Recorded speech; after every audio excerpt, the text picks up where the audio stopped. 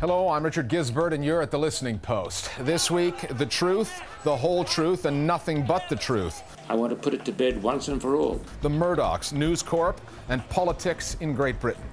Rumors of Hugo Chavez's death, spread on Twitter, have been greatly exaggerated. Stop the rebel group, the LRA, and their leader, Joseph Kony. Kony 2012. Not the only NGO video to go viral, not the only foreign film about Africa that some Africans take issue with. Joseph Kony! Maybe they'll like this one better. It's our web video of the week. Highlighting the plight of Uganda's child soldiers. Last year, the phone hacking scandal brought the world's most powerful media corporation to its knees. This past week, it shook 10 Downing Street and the British government. Both Murdochs, Rupert and James, were questioned by the judicial inquiry into the scandal. And although their testimony did not make News Corporation look good, the real damage was to the government of Prime Minister David Cameron. Volumes of emails were produced that appeared to reveal a relationship between News Corp and the British cabinet that is beyond cozy. We are still months away from seeing the outcome of the Leveson inquiry into media ethics, but there are clear signs now that if News Corporation is to go down over this scandal, it may try to bring the Cameron government down with it. Those are some of the politics in play in the UK. In the US, News Corp is facing a different kind of fight, one that is every bit as serious. There, the company is headed for the courts, where News Corp is looking at significant legal consequences for its activities, not just in America, but also overseas. This is a global story, but our starting point this week is London, at the Royal Courts of Justice, where the former kingmakers of British politics, the Murdochs, found the cameras and the questions turned on them. The evidence I shall give shall be the truth, the whole truth, and nothing but the truth. Rupert is going to go down in history as the man who was running the most scandal-ridden journalism operations in history so far. But I failed. The role of the kingmaker has long gone. It is very important to hear every side of the story before drawing conclusions. No, his legacy could have been that he was one of the great global media innovators. It won't be now. He's ending it at best with a very ambiguous reputation, and at worst as a much hated figure. Let's have everything out in the open. Rupert Murdoch was the main event at the inquiry. His son James was on the undercard. But it was during James's time on the stand that the bombshell landed. What do you make of that? It's a joke. 163 pages of emails were produced, many written by a News Corp lobbyist, in which he details his extensive conversations with Britain's Culture Secretary, Jeremy Hunt, and Hunt's staff. Part of Hunt's job was to oversee, at a quasi-judicial distance, News Corp's planned takeover of the British broadcaster B-Sky-B. The email trail suggested Hunt was much closer to News Corp, much more supportive than he should have been. The record of the emails shows that there was an enormous amount of information being exchanged, and the allegation is that this is improper under the rules that Hunt was supposed to be following if it was shown that there was a deal and that that was clearly linked to the B-Sky-B deal. Then I think the government would be in considerable danger, obviously. But the allegations don't just stop with News Corp and the takeover of Sky.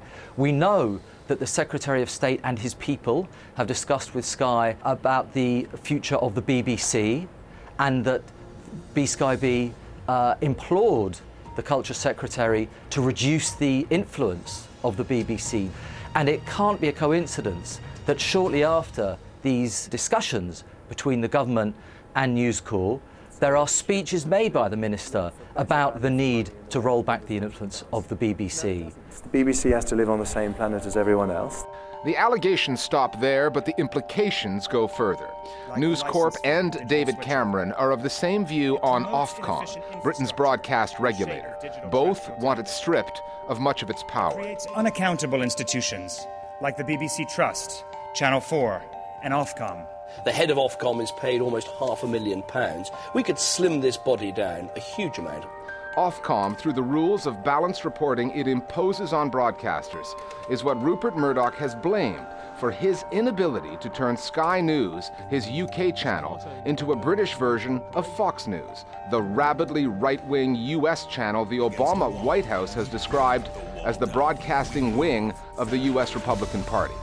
The targeting of the BBC and Ofcom, the attempted reshaping of the British broadcasting landscape, and the symbiotic political relationship between News Corp and the Cameron government are what Nick Davis, the Guardian reporter who broke most of the phone hacking scandal, now calls the dark heart of this story. And it's all coming out through the Leveson inquiry. What Leveson is doing is casting a spotlight on the relationship that Rupert Murdoch's News Corp had with all sections of government. And we didn't know how that web of connections was spun before. And the company stands exposed and having to justify itself for all its relationships, which is why British politicians at all levels are compromised by this. This whole business of the News of the World is a serious blot on my reputation. Leveson inquiry is now looking at the relationship between the political class and the press. The shadow of sleaze will hang over this government. And of course, especially between the political class and Murdoch. But in the next few weeks, much more is going to come out about how close these relationships were, and I think how subservient successive administrations and prime ministers were, really from Margaret Thatcher in the 80s onwards. That notion of politicians going to Murdoch on bended knee was disputed by the media baron repeatedly. That is a complete myth. If Rupert Murdoch's power was mythological, it was a myth his biggest UK tabloid was happy to propagate when it proclaimed it was responsible for the re-election of John Major's Conservative government in 1992. If it was a myth, Tony Blair bought it in 1995 when he flew halfway around the world to meet with Murdoch in Australia, gaining his support that helped Blair win power in 1997. Now, the refreshingly modest Murdoch is fighting to prove, as British law requires, that he is still fit to own media outlets in the UK. But Rupert Murdoch's real legal battle is not even in Britain. It is in the US, where News Corp is headquartered and where the law is much less forgiving. Rupert Murdoch's fate will be cast in the United States. Mark Lewis, the UK lawyer, has moved over to the east coast of America. The scandal as it is not just then confined to the United Kingdom. He says that he has a number of clients who were the victims of hacking on American soil. That's a federal offence over there. The worst nightmare is that a litigant could discover evidence which is actionable in some way or another, either in civil or criminal proceedings in the American courts, and that could damage the company further. Because US law says that any official, any employee of a US company, wherever he or she may be in the world, if they bribe someone, a public official, a policeman, then they are as liable to legal action as an American would be in America. If more evidence comes to light about systematic wrongdoing that even the best Murdoch-paid lawyers cannot wish away, then I think the full weight of American authorities will make it simply too difficult for News Corp to carry on as it is. A phone hacking scandal that News Corporation once explained as the work of a single rogue reporter has come a long way. This past week, for all the questions asked, allegations made, and answers given, there has only been one new casualty. It's not Rupert Murdoch. He still heads the company. It's not his son, who's still second in command. It's not the Prime Minister, nor his Culture Secretary, Jeremy Hunt, at least not yet. It is a man named Adam Smith, a political advisor to Hunt, who resigned, saying that he, and not his boss, was inappropriately close to the Murdoch media empire. It's a tactic that, on the surface, could have been scripted by News Corp. Is the Secretary of State seriously trying to convince the nation that these incriminating emails and texts are all the work of a single rogue advisor? Stop the presses if you've heard that one before. Our Global Village voices now on the coverage of News Corp and the nexus between media and politics. Most of the journalists I speak to don't seem to think that the Leveson inquiry will come to very much in the end, but it has sparked a discussion on ethics in journalism in the UK that probably wasn't there before. So journalists are interested, and they probably should be, because a recent survey in the UK suggested that the public in general trust journalists about as much as they trust real estate agents or politicians. It's time for us to get the commercial interests out of our democracy and put the people first. It's going to be very difficult for the Murdochs to hang on to their media holdings here in the US and Australia with such scandals behind them. Time now for Listening Post News Bites. A journalist working for Pakistan's leading English daily newspaper has been found murdered. He's the 8th reporter killed in that country since the beginning of last year. The tortured body of Murtaza Razvi, an assistant editor at Dawn newspaper, was found at an apartment in Karachi. There is plenty of speculation about a possible motive, but nothing firm at this point.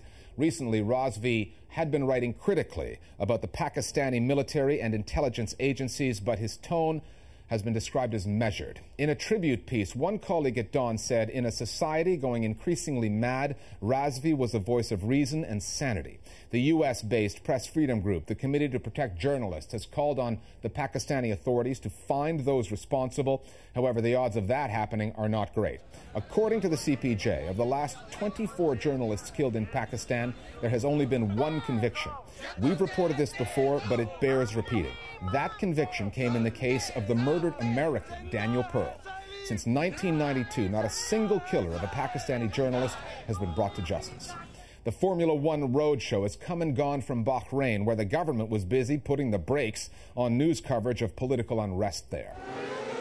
In the run-up to the race, journalists working for CNN, Sky News, Reuters, and the Financial Times were all denied entry.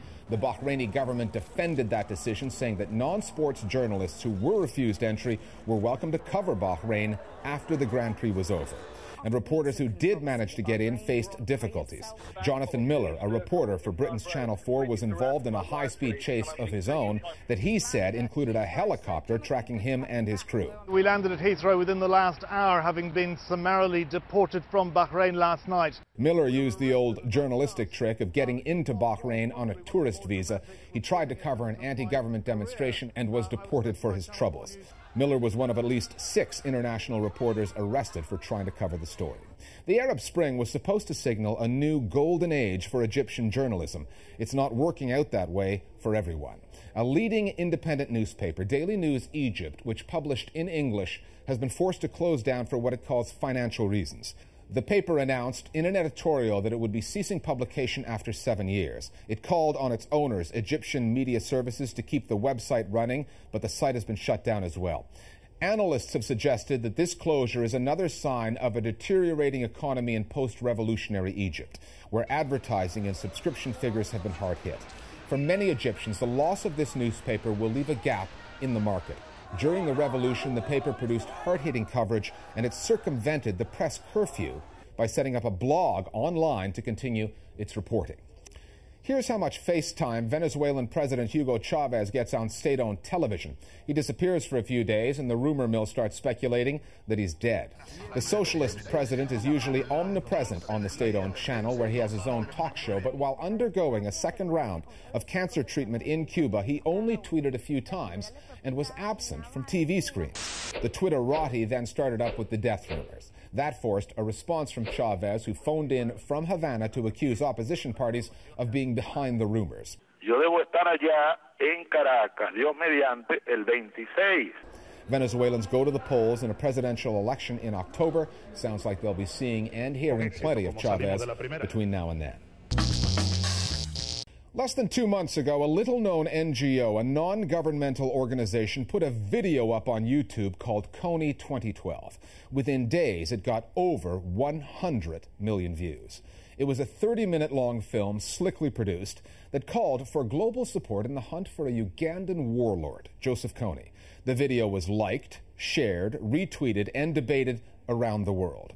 It highlighted a growing trend, charitable organizations becoming players in the world of media and, by extension, the world of politics. There was a time that NGOs like Save the Children, Médecins Sans Frontières, and Action Aid needed the mainstream media to get their messages out. Big media players are still part of the equation, but the field is shifting. It's an important development, one with a downside as well, and there's plenty of controversy. The Listening Post's Meenakshi Ravi now on some of the new players, their social media tools, and what the critics, including some Africans they're trying to help, are saying about them.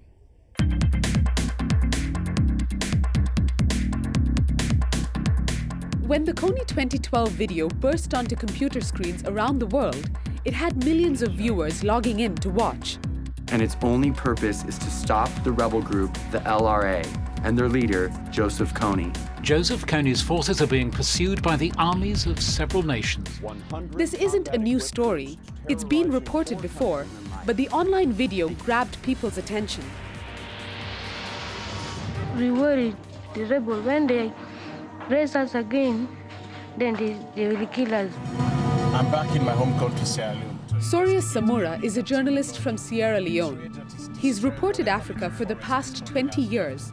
The Kony video did what he's been trying to do throughout his career. We journalists, some of us have been trying really hard to try and tell these complex stories of Africa to the rest of the world. But no matter how hard we push, we've not been able to have the sort of impact that this video has had. Input that number and you enter the mission to make Kony famous. Social media has basically created a global audience. At any time, anyone can get on YouTube and look at our videos or figure out what charities they want to support in a way that they've never been able to in the past. A lot of NGOs and charities are realizing that if they really want to make an impact on social media, they have to generate something that really makes an emotional impact on their audience. If that happened one night in America, it would be on the cover of Newsweek. The charity that produced the Kony video is Invisible Children.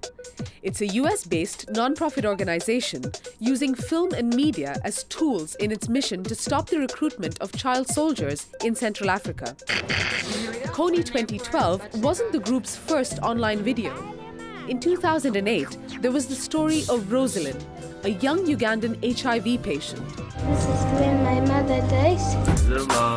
In 2010, Invisible Children profiled Tony, a Ugandan boy on the run from the forces of Kony's Lord's Resistance Army. I'm Tony.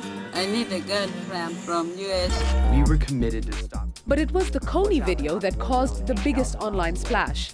And that's the sort of attention many non-profits have been trying to get over the past few years. And we got loud. It's not over! It's not over! Social media has really revolutionized how charities get their message out. We are clean water that saves lives in a time of crisis. And it's pushed them to present their causes in new ways. NGOs now have a new platform to project their message and the content that they create through social media platforms. The key to using social media effectively is putting out content visually interesting, that's emotionally engaging. Think about organisations who do it well. I think Médecins Sans Frontières do it well, and they've gathered a real audience around photography. It's not just big-name NGOs who've increased their social media presence. This was an online video created last year by a San Francisco-based charity called Mama Hope. One day, an orphanage child, a child was called Jenny. It's just a 9-year-old boy telling us about his favorite movie. They take the child of Arnold Schwarzenegger. And it could be any 9-year-old boy all over the world talking about their favorite movie. And we wanted to show a different side of the communities that we help. And we thought Alex was the perfect person to do that. Start killing them again with guns. Small guns. Not big gun.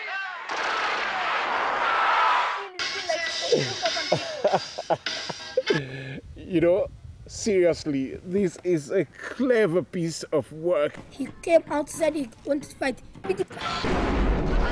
This kid, you know, I mean, he's a kid, but I mean, he's just too smart, you know, he's excellent. I love him. There's 10 grams. We are able to track where our video is being embedded and shared, and we found it across the world. That is something that's never been able to happen before, that someone can take your content and spread it in such an easy way and create discussion around it all over the world,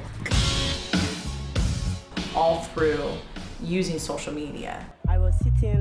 However, not everyone finds the media push by charities quite so exciting. As the Kony video racked up millions of views, the criticism stacked up as well. Criticism about how Africans are being portrayed. And so I made him a promise. And we are also going to do everything that we can to stop them. The depiction of Africans as victims, unable to help themselves, has created what's being called the dependency syndrome. Decent housing, clean water and jobs are all scarce. This is one of the most contentious debates relating to NGOs, aid, and Africa. Some say it's actually part of the problem. Africans are not just seated waiting for them to save them. You must show that there's something on the ground that is being done, that people are not just helpless, because this is feeding into the already existing prejudice. There's this image of helpless, hopeless, dying, desperate victims of Africa that NGOs are portraying about this continent. And of course, it does help them to raise the money, but it's a blight on Africa and Africans. NGOs should start carrying signs on their campaigns like you have on the cigarette boxes that says, use with caution. Honestly, I think we have to stop these campaigns that create this dependency syndrome. We come from a continent that has been highly misrepresented. Nobody ever talked to us. Everybody talks for us. We have no voice all the time on international scene. So really, these inaccuracies for us on the ground matter a lot. Everything you need is in a box. That concern is understandable, but such criticism can be unfair. In the Kony video, and in the stories of Tony in Uganda and Alex in Tanzania, the voices we hear are African. The question is the Africa they speak of being misrepresented through the filter of the Western NGO? Nonprofits have a social responsibility to show all the positive and all the potential and progress that are happening in the communities they serve, instead of just showing a one-dimensional shot. So as more and more people are being exposed to social media, I hope that it changes, that we actually are showing people as they are so they can have pride when they see the videos made about them, and also so that they can tell their own stories. Right now, there are more people on Facebook than there were on the planet 200 years ago. For the thousands of NGOs and charities in Africa today, the Kony video has marked a significant point in their media evolution. They've proved they can get their message out and command an audience. Their next media challenge will be to get the people they are trying to help to put their own voices on the air, to direct their own films, to tell their own stories. More Global Village Voices now on NGOs and their push into the world of new media. Well, I think the Kony 2012 video is brilliant.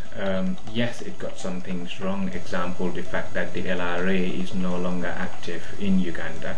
But we do need to remember that the threat from the LRA still remains. But, if your audience are often young people who have never heard of Uganda or never heard of the LRA, there is no easier or better or factual way of just presenting the honest truth that Kony is just a bad man. For NGOs that do have access to the technology and the skills, usually they tell stories of negativity. And usually what that creates is stereotypes. It does show Africa as a continent of suffering and a continent of negative stories. So I think it's important that NGOs start to embrace the new storytelling technique that shares both positive and negative stories side by side. Finally, a different take on the Kony video featuring a face familiar to regular viewers. Hugo Ferrand is better known as Robert Foster. The fake anchorman from Rap News combines music with social commentary, and the results are usually hard-hitting, entertaining pieces. Here's Foster on the Kony phenomenon. Through his interview with a fake military man, also played by Ferrand, Rap News looks at some of the more contentious issues the Kony video has raised: military intervention in Africa and a post-colonial agenda. Yes, We Kony is spreading across the net, and it's our web video of the week. We'll see you next time at The Listening Post. Welcome, dear viewers, to the show. It's only the start of 2012, but already coast to coast we hear reports that humanity has evolved globally. Now that we know the cause of all our woes, Joseph Kony. To tell us more, we're happy to have him on. It's General Baxter, representing AFRICOM. General Baxter, good to see you. Right back at ya. Tell us, what does all this signify for Africa? Well, Robert, I can tell you for a start, Kony 2012 really made me appreciate art. When my son showed me this clip, my heart was stirred, I was spurred to action to right the wrong that occurred. Kony 2012 was an experiment. Was it a success? Yes, kids are begging the US to bomb Africa next. Check this out. Let me introduce you to Gavin, my son. Gavin, what does Daddy do? Kill poor people with guns. Yeah, we used to have to wait for terrorist attacks to justify interventions and mineral grabs. Now, thanks to viral videos, we can send advisors to arrest bad guys.